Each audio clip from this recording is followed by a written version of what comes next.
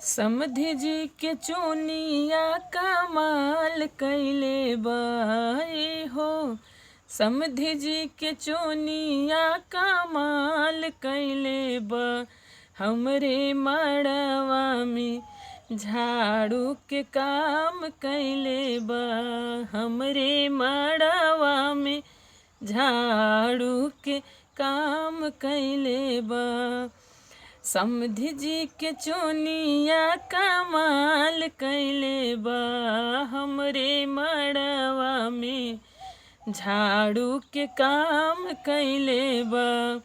पंडित जी के मोछिया कमाल कैले बा। ओहो पंडित जी के मोछिया कमाल कैले बा। हमरे मड़वा में बंधना के काम कैले बा। हमरे मड़वा में बंधना के काम कैले बा। दूल्हा के पेटवा कमाल कैले बा।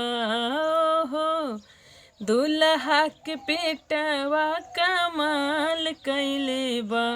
हमरे मड़वा में कलशा के काम कैले बा। हमरे मड़वा में कलशा के काम कैले बा। समधि जी के धोतिया कमाल कैले बा।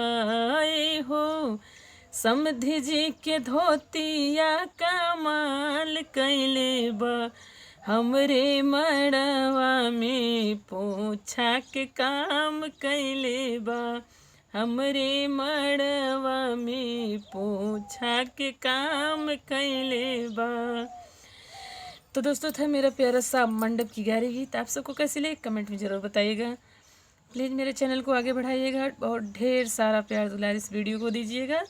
फिर मिलेंगे कोई अगली नेक्स्ट वीडियो में अच्छे गीत के साथ। तब तक के लिए नमस्ते प्रणाम।